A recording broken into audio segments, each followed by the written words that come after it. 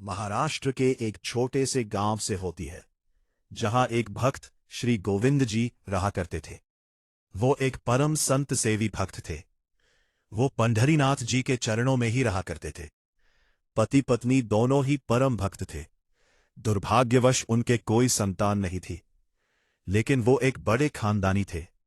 उनके पास खूब सारा धन और सोना चांदी था। तो उन्होंने मन बनाया कि पंढरीनाथ भगवान के दर्शन को जो भी वैष्णव आया करते थे, उनके भोजन प्रसादी की पूरी व्यवस्था हमारे घर में होगी। ऐसे ही एक दिन श्री गोविंद जी रास्ते में खड़े हो गए, और जब कुछ वैष्णव भक्त पंढरीनाथ भगवान के दर्शन को आए, उनको प्रेम पूर्वक अपने घर बुलाया और बढ़िया उनको प्रसाद खिलाया। और जब पंढरीनाथ भगवान के दर्शन कर भक्त वापस जाते थे, तो रास्ते में जो भी संत महात्मा मिलते, उनसे बता दिया करते थे, भैया पंढरीनाथ के दर्शन को जा रहे हो तो एक बार गोविंद जी के यहां जाना। वह संतों के अनुकूल ही भोजन प्रसाद बनाते हैं। सभी संत महात्मा कहते हैं, यह तो बड़ी अच्छी बात है। धीरे धीरे समय अनुसार उनकी बड़ी ख्याति हो गई। अब तो जितनी भीड़ पंढरीनाथ मंदिर में होती, उतनी ही भीड़ गोविंद जी के घर में होती। सभी संत भक्त उनके यहां प्रसाद पाने के लिए जाते। गोविंद जी और उनकी पत्नी बड़े प्रसन्न होते कि हम इतने संतों की सेवा कर पा रहे हैं, यह हमारा सौभाग्य है। ऐसे ही समय बीतता गया। अब दोनों वृद्ध अवस्था में प्रवेश कर गए। अब वह इतनी सामग्री बना नहीं पाते थे। उनके यहां कोई सेवक नहीं था।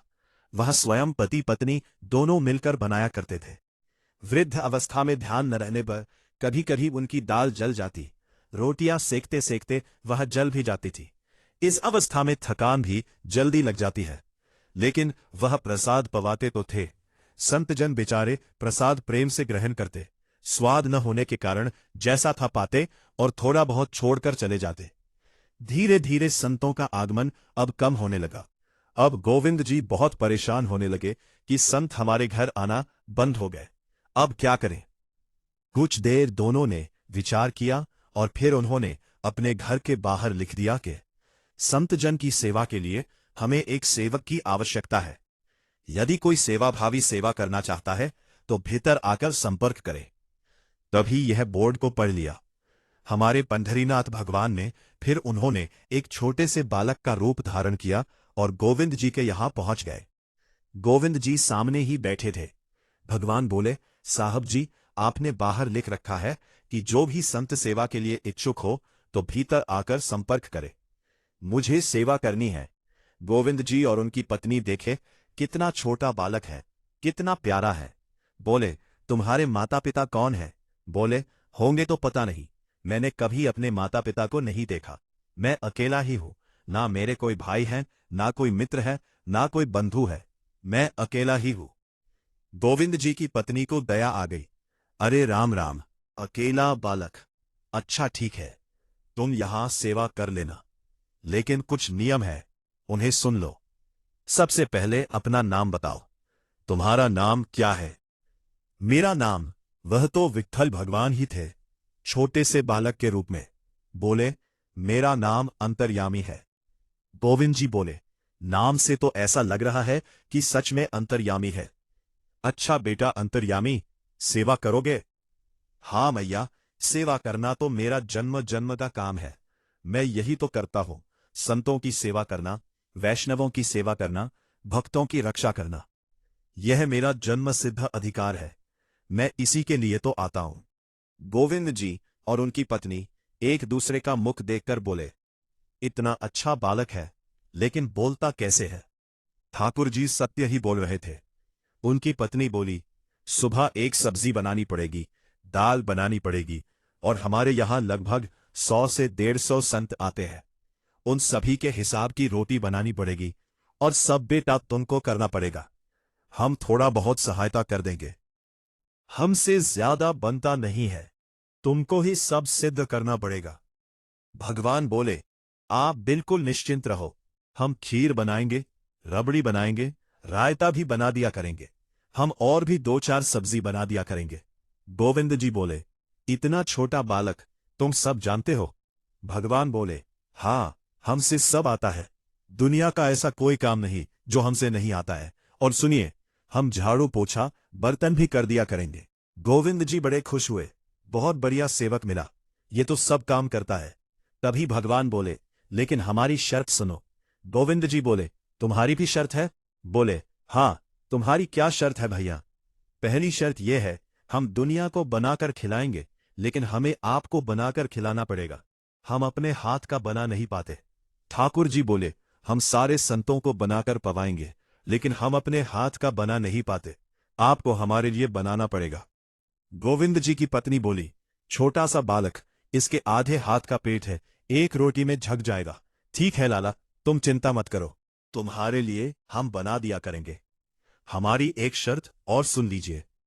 गोविंद जी बोले, क्या? हम कितना भी खाए, हमें टोकना नहीं कभी कि इतना क्यों खा रहे हो। गोविंद जी बोले, हम क्यों टोकेंगे? तुम बढ़िया 2-3 रोटी खा लिया करना। 2-3 रोटी तो हमारे डांड में छुप जाती है कहीं। हम तो प्रेम पूर्वक खाते हैं बस।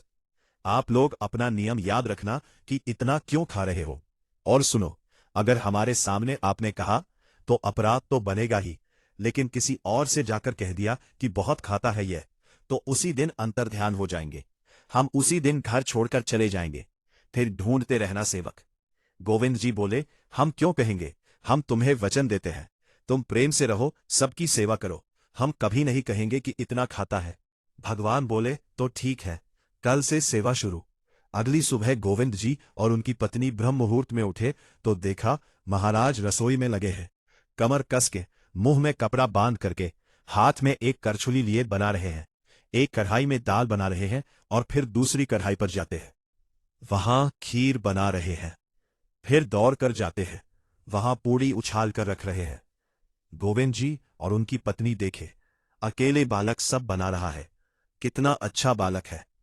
करीब 8 बजे से संतों का आना प्रारंभ हुआ। ठाकुर जी अकेले ही पत्तल लेकर दौड़ते और सभी संतों को पत्तल बांट आते, और फिर अकेले ही सभी सामग्री को लेकर जाते हैं और सभी संतों को बांटते हैं। गोविंद जी अगर कोई सामग्री लेकर जाए तो ठाकुर जी बीच में ही आ जाते। बाबूजी, आप जाकर बैठो, मैं बांट रहा हूं ना, आप उठकर मत आओ। आप आओगे तो सब फैल जाएगा। मैं कर रहा हूं सब। अकेले ठाकुर जी सब कुछ कर रहे थे। गोविंद जी और उनकी पत्नी बड़े प्रसन्न होते। जय हो विठोबा। हमें तो ऐसा लगे जैसे साक्षात तुम ही आ गए हो। कितनी कृपा हो रही है। देखो कैसा सेवक मिला है। हमें भले ही ठाकुर जी ने संतान नहीं दिया है, लेकिन ऐसा सेवक दिया है जिससे परिपूर्ण आनंद हो गया है। सभी संत महात्माओं ने खूब प्रेम से भोजन ग्रहण किया। जब सभी संत भोजन पा चुके थे, फिर उन्होंने गोविंद जी से कहा, वाह गोविंद जी, हमने आपके यहां बहुत बार पाया, लेकिन आज के जैसा प्रसाद हमने कभी नहीं पाया। गोविंद जी बड़े प्रसन्न हुए। कुछ देर बाद सभी संत चले गए। भगवान ने उठाया झाड़ू पोछा और बढ़िया से फर्श को साफ किया। सभी दरी वगैरह को समेट कर रख दिया, पत्तलों को व्यवस्थित कर दिया और सारे बर्तन साफ कर दिया और अपने हाथ पांव धोए। ठाकुर जी सामने आकर बैठ गए। बोले, मैया, अब हमारी सेवा पूर्ण हो गई। अब हमारी पेट पूजा करो। अब आप लगो रसोई में हमारे लिए बनाओ। मैया बड़े भाव में आ गई। अरे मेरे लाला, मैं अभी बनाकर लाती हूं। उनकी पत्नी रसोई में गई और सुंदर सुंदर खीर बनाई, सुंदर सुंदर सब्जी बनाई और 10-15 पूरी बना दिया। सब कुछ उनकी पत्नी ने थोड़ा थोड़ा बनाकर तैयार किया और एक थाली में उन्होंने सब कुछ परोस दिया और ठाकुर जी के सामने रख दिया। अब अंतर्यामी भगवान ने खाना शुरू किया। खीर को एक बार में ही पी लिया, पूरी सब्जी जल्दी से खत्म कर दिया और लाओ मैया, भूख लगी है, जल्दी लाओ। मैया ने लाकर और रख दिया।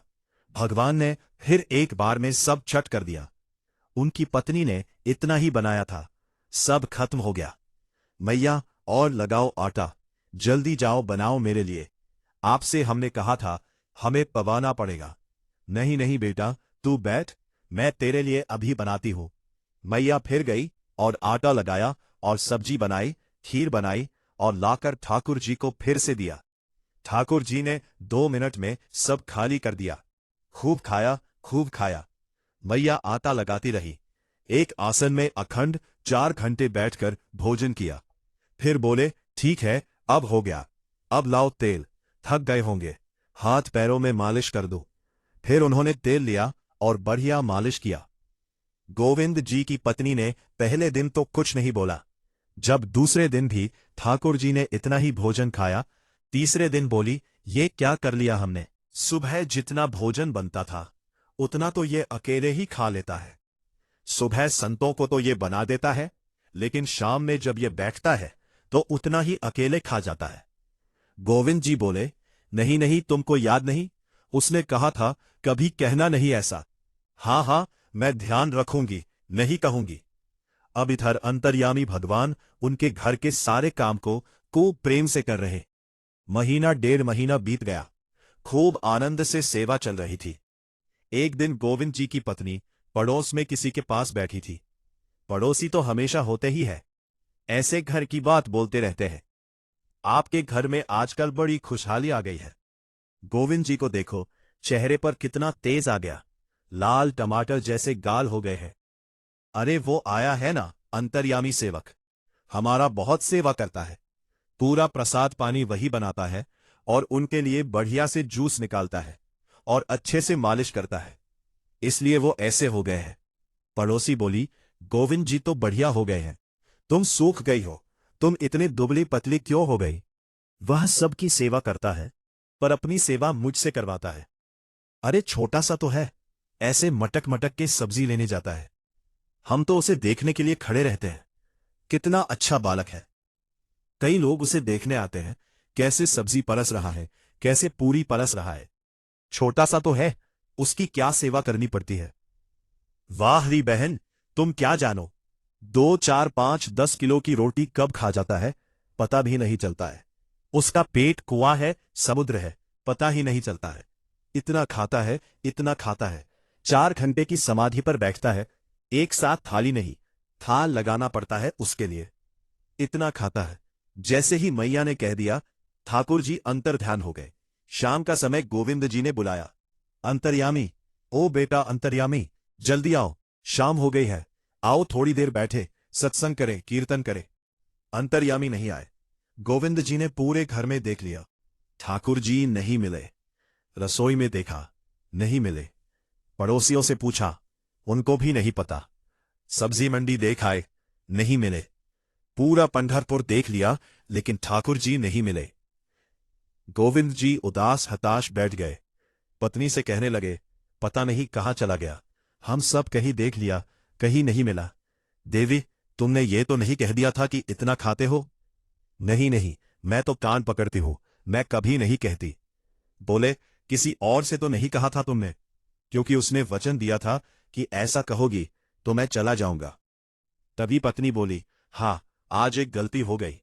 पड़ोसी के पास बैठी थी, उससे बात करते करते मेरे मुख से निकल गया कि उसके लिए बहुत बनाना पड़ता है, 10 10 किलो आटा खा जाता है, इतना खाता है। ये मुंह से निकल गया था।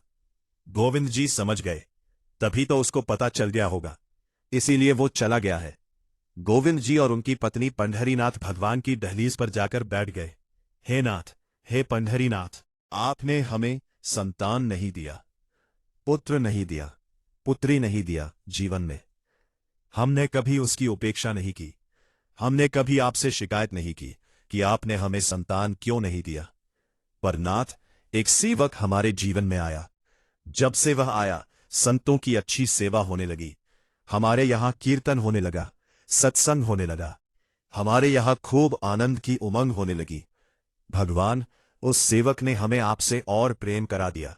हम आज आपसे दोनों भीख मांग रहे हैं, हमें कुछ मत दीजिए, आप भी मत मिलिए हमें इस जन्म में, लेकिन हमारे उस सेवक अंतर्यामी को हमें दे दो भगवान। वो जहां कहीं भी हो, उसे हमारे पास भेज दो भगवान। ऐसा कहकर दोनों रोने लगे। भगवान पंढरीनाथ के चरणों में रुदन करने लगे। बहुत रोए वहां पर। इतने में ही स्वर सुनाई दिया, बाबूजी। इतना सुनते ही दोनों ने पीछे मुड़कर देखा। पीछे तो कुछ दिखा नहीं। अरे इधर देखिए। वापस पंढरीनाथ भगवान की तरफ देखा। भगवान के ही स्थान पर वही अंतर्यामी बालक खड़ा हुआ है, सामने खड़े होकर उनको आशीष दे रहा है। गोविंद जी तो भाव विभोर हो गए। कैसे कृपानाथ आपकी। बोले, आप ही थे क्या। हाँ, मैं ही था। इतनी अच्छी संत सेवा, इतनी अच्छी खीर, अच्छी पूरी और सब्जी, और आपकी जो सेवा, इतने अच्छे अच्छे सत्संग और कीर्तन, ये मेरे अलावा और कौन कर सकता है? संतों की सेवा तो मैं ही करता हूं ना। आपने संत सेवा के लिए सेवक मांगा था, इसलिए मैं ही आपके यहां चल करके आ गया। और फिर गोविंद जी और उनकी पत्नी को भगवान ने अद्भुत कृपा करके कृतार्थ किया। इस कहानी में भगवान की एक अद्भुत कृपा कृपा का मार्गदर्शन देखने को मिलता है। यदि कोई भक्त निस्वार्थ भाव से सेवा करता है तो उसके ऊपर ठाकुर जी की असीम कृपा रहती है।